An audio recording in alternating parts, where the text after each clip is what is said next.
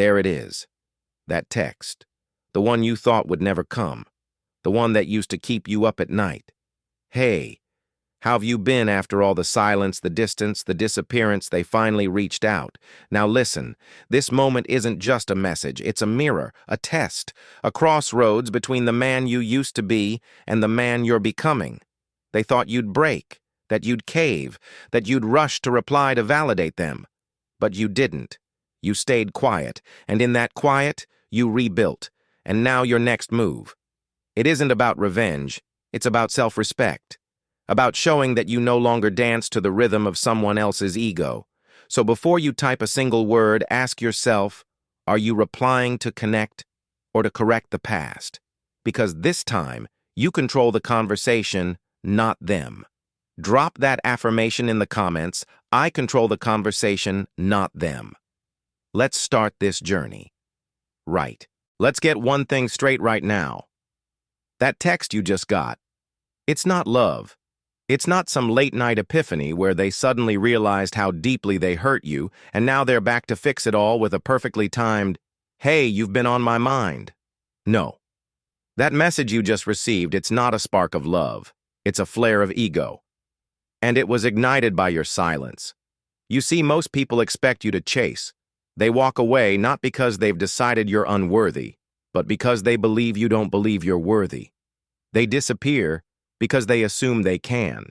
And they assume that when they return, you'll still be their arms, open, heart exposed, ready to resume the story like nothing happened. But here's what changed the script. You didn't chase. You didn't beg. You didn't send long texts asking, "What happened?" You chose silence. And that silence shook them more than any angry message or tearful plea ever could. Because silence is confusing. It creates a vacuum. It makes them wonder, why aren't they reaching out? Have they moved on? Did I lose control? You see, it wasn't your absence they missed, it was your attention. And that text is their way of asking, do I still have access to you? That's not affection. That's an ego check.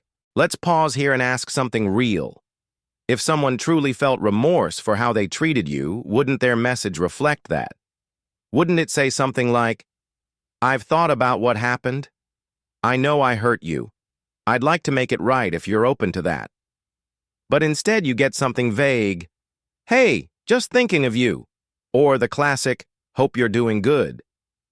Now ask yourself, why do people send messages like that? Why reach out with something so casual, so hollow after weeks or even months of silence?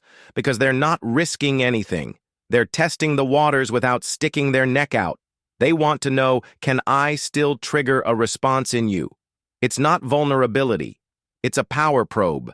Here's what I've learned over 20 years of watching these patterns play out. People rarely reach out from a place of pure, honest regret. They reach out when they feel something slipping away, something they thought they owned. You, your availability, your attention, your emotional investment. But when you went silent, you disrupted the script they were counting on. And now they're not texting because they miss you, they're texting because they miss the control they had over you. Let me give you an example. I once coached a man who'd been in a one-sided relationship for over 3 years. The woman would disappear for weeks, then reappear with a simple message, "Hey, stranger." And every time he'd take the bait. He'd reply within minutes. He'd open his heart again. And she'd get just enough validation to feel powerful before disappearing again. Until one day he didn't respond. Not for a day, not for a week, not at all. And guess what happened? Her messages changed. They became longer, more emotional. Eventually she said, "I don't know what's going on. I feel like I lost you." But here's the thing, she never truly wanted him back. She just didn't like losing the feeling of being wanted. As the Stoic philosopher Epictetus said, "No man is free who is not master of himself." Your freedom begins the moment you master your reaction, the moment you stop replying out of habit, the moment you stop validating someone else's ego at the expense of your own peace. That's when your silence becomes power. Let's be honest. If someone truly cares, they'll show it in action, not ambiguity. They won't leave you guessing. They won't send texts that feel like riddles. They'll take responsibility. They'll ask to talk. They'll acknowledge what they did.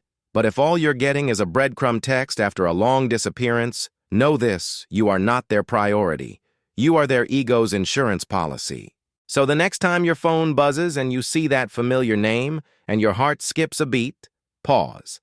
Take a breath. Don't mistake ego for love. Don't confuse curiosity for care. Ask yourself, is this message here to rebuild something meaningful? Or to see if I'm still available to be used?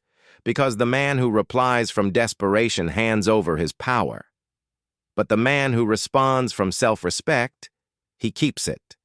And sometimes he doesn't reply at all. Your silence has already spoken volumes. Now let your standards do the talking. Because the one who controls his reaction controls the outcome. What their text actually means.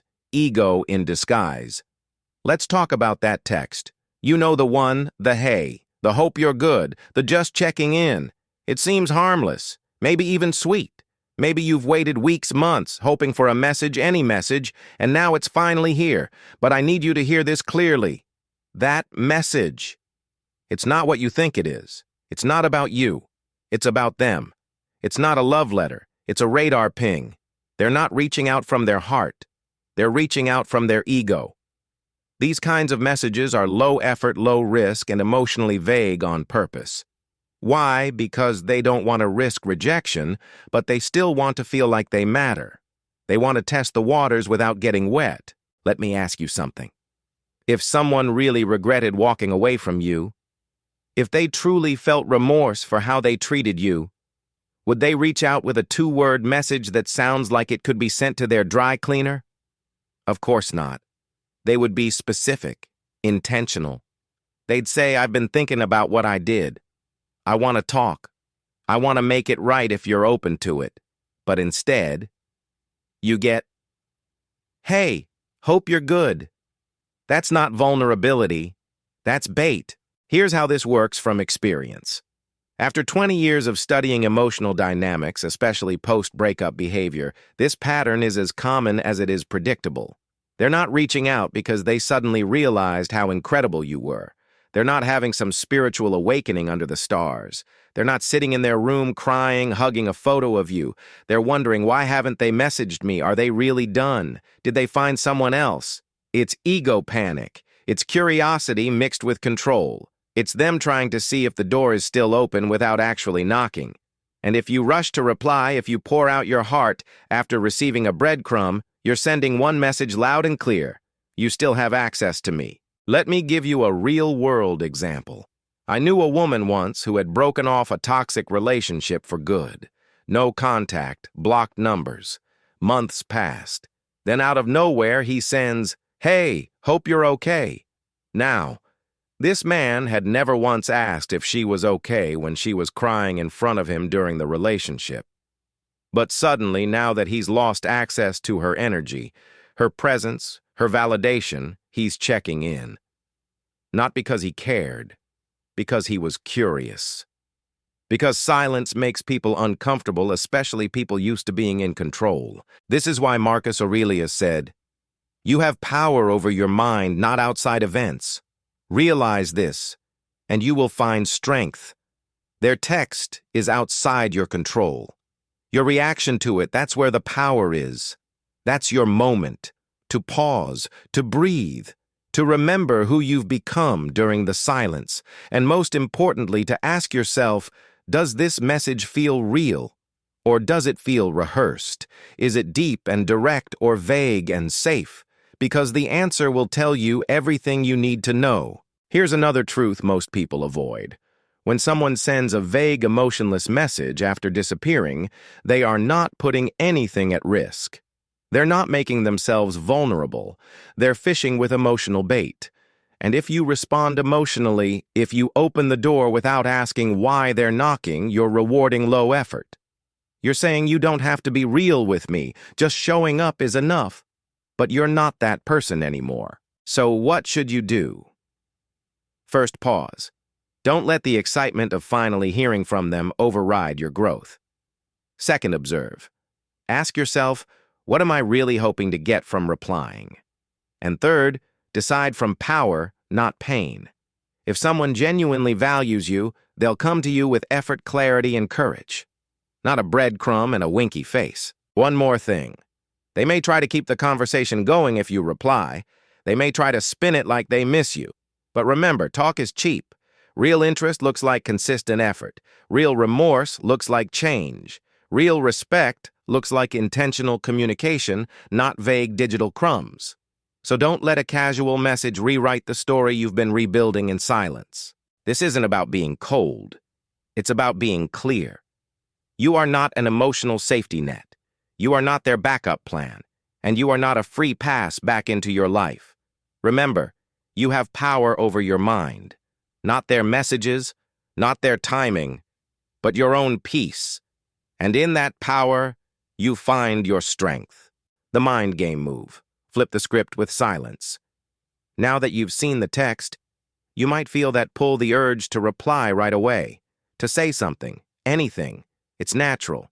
You've waited. You've hoped. Maybe you've replayed what you'd say in your mind 100 times. But listen, don't reply. Not yet. Wait 24 hours. I know that sounds simple, even childish. But it's not a game.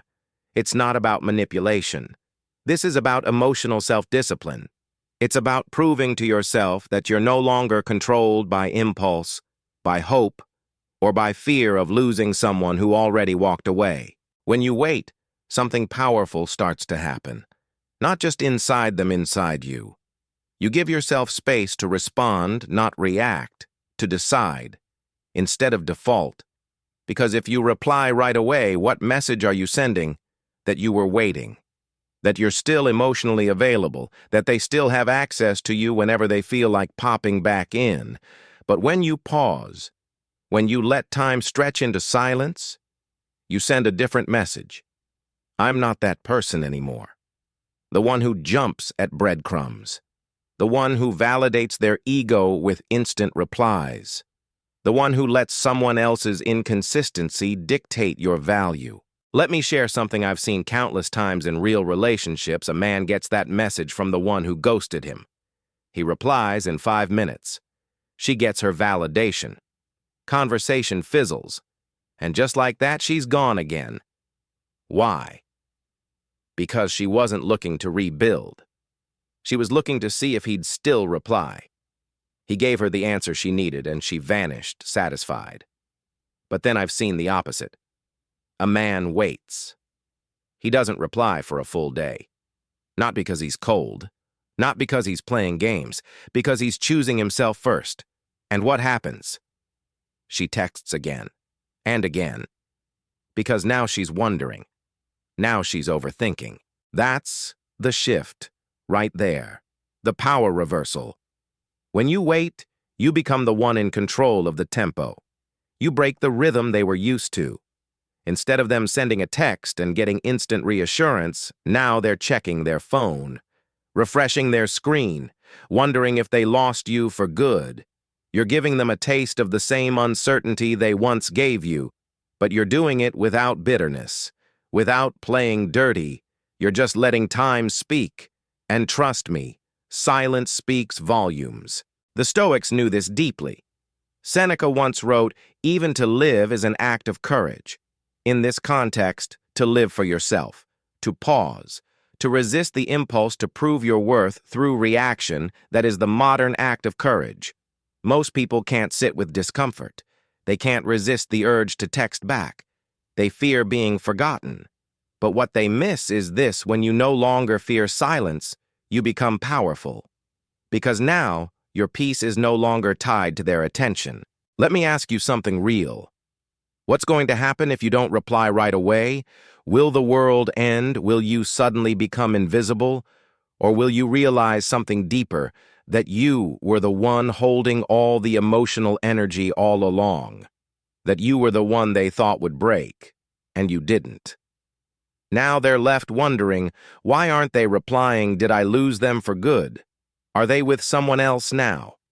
Their ego starts unraveling, and they start to realize they don't get instant access to you anymore. That's the key. This 24-hour pause. It's not punishment. It's a boundary, a signal that you've changed, that you're no longer someone who can be pulled back in with minimal effort. You've grown. You've reclaimed your energy. You've realized that you don't owe them your attention just because they remembered your name. Here's the reality most people won't tell you: power isn't loud. It doesn't come from yelling, proving, or posting quotes online. Power is calm. It's measured. It's the person who can sit with discomfort without scrambling to fix it. And in this moment, that's you. You're sitting in the pause. You're letting them feel what you've already lived through. And you're doing it not from bitterness, but from strength. So when that message comes in, don't reply right away. Breathe, pause, reclaim your time. Let them feel the weight of your absence. Because you're not the person they left behind. You're the person who grew in silence, and now you control the rhythm. How to reply. Power in simplicity. So now you've waited. You didn't rush. You didn't react. You held your ground through the silence. And now comes the next moment of truth. How should you reply? Here's the answer. Keep it simple. Keep it calm. Keep it neutral. Say something like, "Hey, hope you're doing well." That's it. Not because you're cold, not because you're trying to be clever, but because you've changed, and you no longer owe them access to your emotions. Not after they walked away like you didn't matter. Think about it. What are they expecting? They're expecting the old version of you, the one who would pour their heart out, the one who'd ask, "Why did you leave?" The one who needed answers, validation, closure. But now they're getting a version of you they never imagined would exist, the version who doesn't over-explain, who doesn't beg, who doesn't need to make a case for their worth. And that right there is what makes this response so powerful. Let me give you an example I've seen play out more times than I can count. A man gets a message from the ex who left him out in the cold. Before he would have sent paragraphs. He would have tried to clear the air to express how much he still cared, hoping she'd feel the same. But this time he replies with a simple line, "Hope you're doing well." No drama, no pleading, no emotional dump. She responds with, "That's it." And he simply says, "Yeah, just hope you're good." And suddenly, she's the one overthinking. She's the one feeling the shift, because this version of him is new, and it's unsettling. Here's what most people miss. Silence isn't the only power. Restraint is power too. You don't have to pretend you don't care. You just have to prove you've learned what not to waste energy on. And when you reply in a way that's composed, respectful, and emotionally neutral, you're showing that you no longer need their presence to feel grounded. You're not seeking a reaction, you're holding a standard. I want you to really think about this. Why do we feel the urge to say more than we should? It's because we're still trying to be understood. We're trying to be seen. We think maybe if we explain ourselves enough, they'll finally get it. They'll finally see our worth. But here's the hard truth. If they didn't see your worth when you gave them your best, they're not going to see it in a paragraph you send after they disappeared. What they will notice is that you've stopped trying, that your energy is no longer available on demand, that you're no longer volunteering your vulnerability to someone who mishandled it. A short, calm message like, "Hope you're doing well," it says so much without saying anything. It says, "I'm not angry, but I'm not chasing, I'm not bitter, but I'm not begging, I've moved on," whether you realize it or not. And that's what throws them off.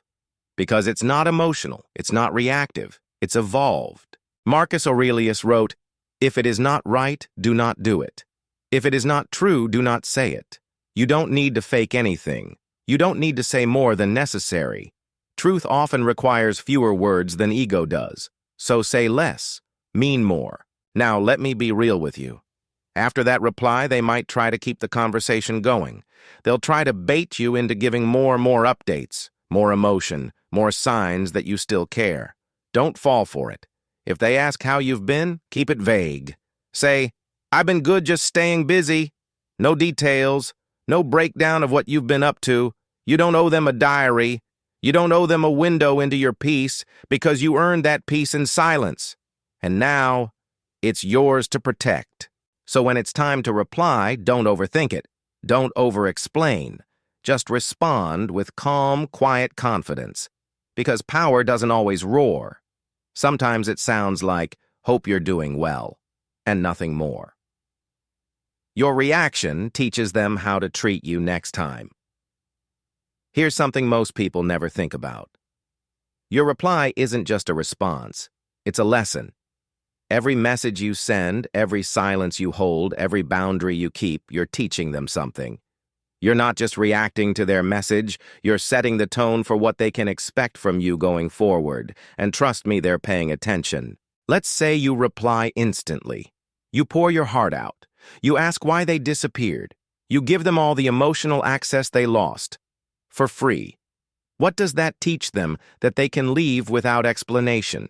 That they can go silent for weeks, maybe months, and still get your heart on a platter the second they return. No consequences, no change required, no effort needed. They don't see your kindness as strength. They see it as permission. Now let's flip that. You wait. You respond calmly, briefly. No emotion, no expectation, just presence. You're not angry. You're not playing games. You're just grounded.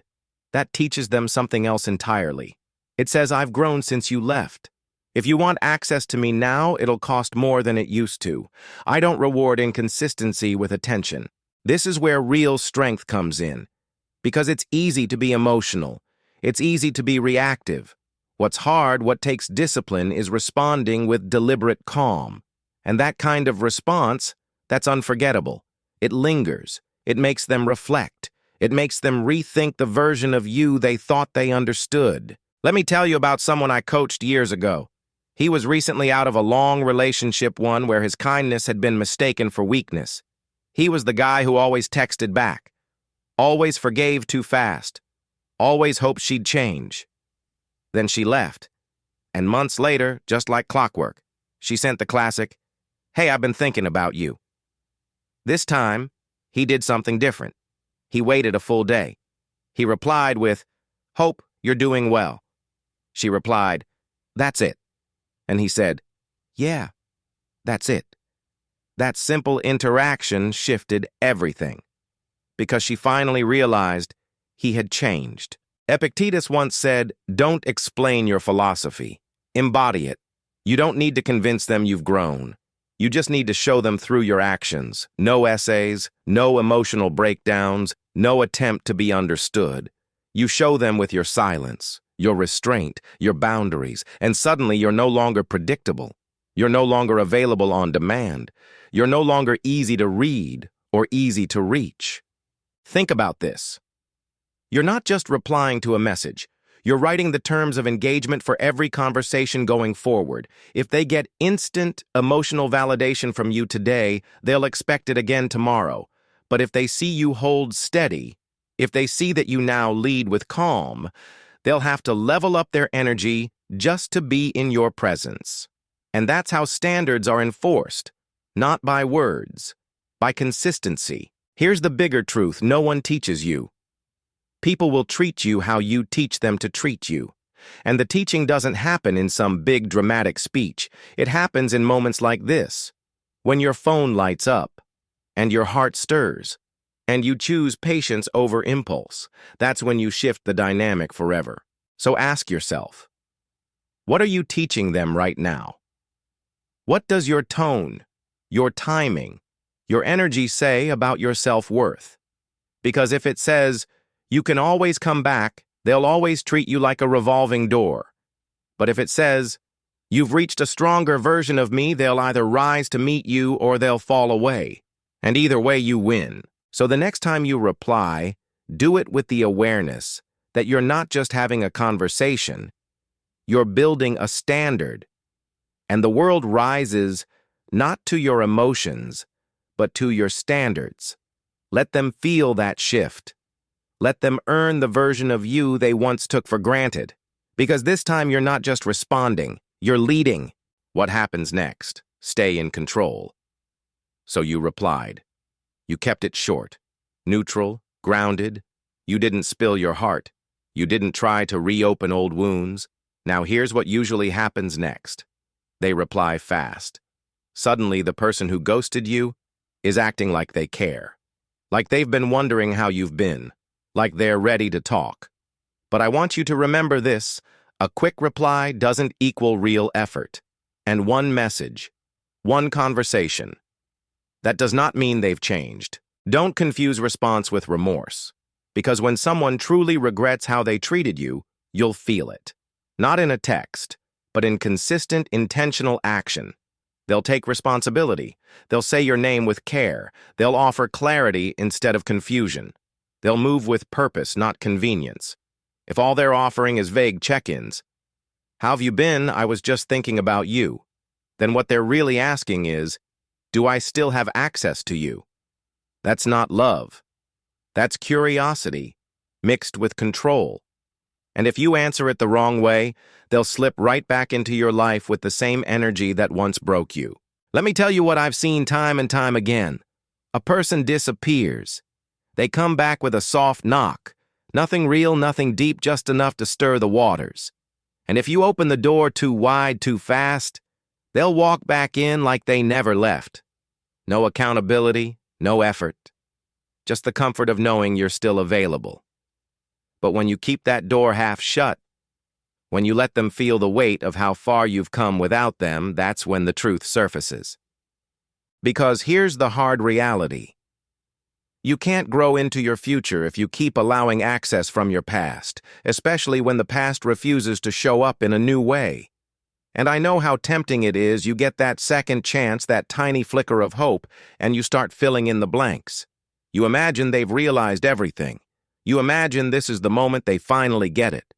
But that's your heart writing a script. They may never be willing to act out.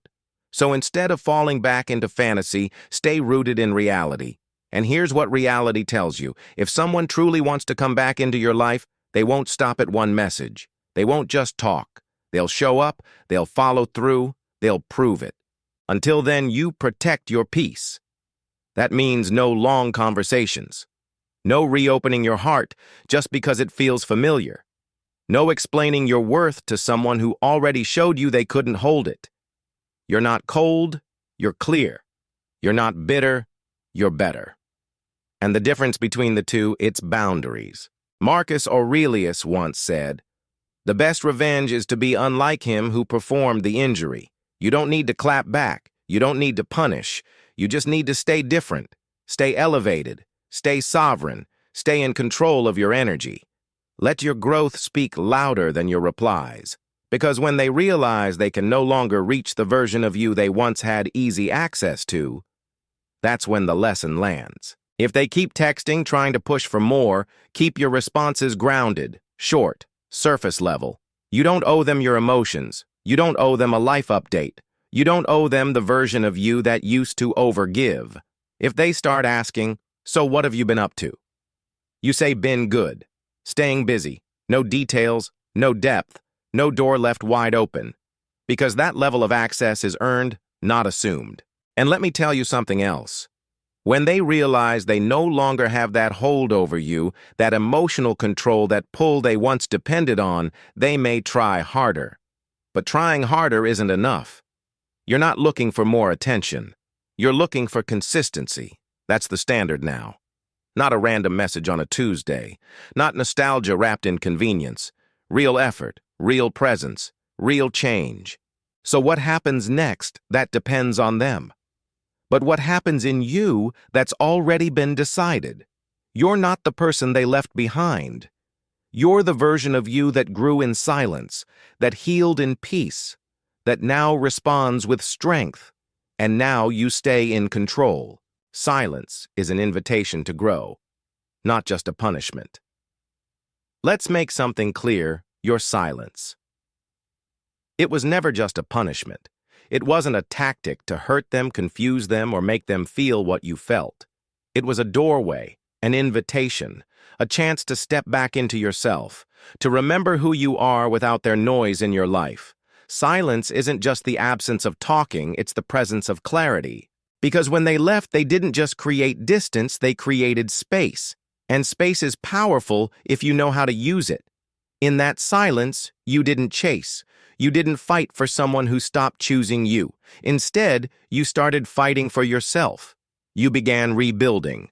Not to prove a point, but to heal the parts of you that were over-giving, over-explaining, over-attached. You started choosing peace over chaos, boundaries over begging, growth over grief. That's what the silence gave you room to evolve. So if they come back now and feel your distance, good. That distance isn't punishment, it's progress. You're not just showing them who you've become. You're showing yourself that you no longer fit in the version of you that once tolerated inconsistency. The old you would have answered in seconds, would have typed out long messages, would have been overthinking for days. But the you they're meeting now, you move slower. You think clearer. You don't open your world just because someone remembers your name. Let me ask you something real. What did you do with the silence? Did you spend it scrolling, waiting, replaying the past? Or did you use it to reclaim your presence? Because silence will either drive you mad, or it will drive you deeper into mastery. And in my experience, the most powerful people I've met, they don't rush to fill the silence. They live in it. They build in it. They become in it. I once spoke with a man who told me, I thought the silence was about her, but it ended up being the greatest thing that ever happened to me. Why? Because without her constant up and down, he finally had time to sit with his own thoughts, to journal, to work out, to focus on his business, to reconnect with friends and dreams that had been on the back burner for too long. By the time she reached out again, he wasn't angry. He wasn't emotional. He was evolved. And that's what shook her. Not his words, his presence. This is what people don't talk about enough. The real transformation wasn't that you stayed silent. It's that you used the silence to outgrow the dynamic that once drained you. You stopped needing to be chosen because you chose yourself. And that choice, it reflects in everything. Your posture, your tone, your energy. You're no longer looking for validation from the person who broke you. You found it in the way you kept showing up for yourself, even on the days that hurt. This is what Stoicism really means. It's not about being cold or emotionally shut down. It's about inner command. As Confucius said, he who conquers himself is the mightiest warrior. And you've been conquering, not by being louder, but by becoming quieter and stronger, not by explaining your worth, but by embodying it. So when they message you now and they wonder why you're different, why you're calmer, why you're not trying to fix anything, it's because you've already fixed what needed healing. You. They're not meeting the same version of you. They're meeting the version forged in solitude, sharpened by silence, anchored in self-respect. Let that be your truth. You're not cold. You're not bitter. You've just evolved beyond needing what once broke you. You're no longer afraid of losing them, because what you gained is far more powerful. You gained presence, purpose, peace. So no, your silence wasn't about punishing them. It was about rediscovering the parts of you they never took the time to see. And now that you've grown, don't shrink back into the version of you they once had access to. Let your silence be remembered not as absence, but as the moment you became undeniable. Let them feel the weight of your absence. You're not the person they expected to chase. And that's exactly what unsettles them. They thought you'd come running. They thought one message would pull you back in. But your silence told a different story, one they didn't expect and one they can't ignore. You've already made them question themselves. Now it's time to let them feel the full consequence of losing you, not because you're being petty, not because you want revenge, but because self-respect is no longer optional, it's who you are now. If they truly regret letting you go, they'll show up with consistent effort, clarity, and accountability. Not just one text, not just a memory, action, repetition, integrity. Until then, you stay grounded, you stay sovereign, you stay powerful in your peace. And every time you hold that line, you send a clear message: I control the conversation, not them. Drop that in the comments if you're claiming your power today. And if this spoke to you, like, comment, share this message, and subscribe, because what you're building in silence, they'll never be able to reach again.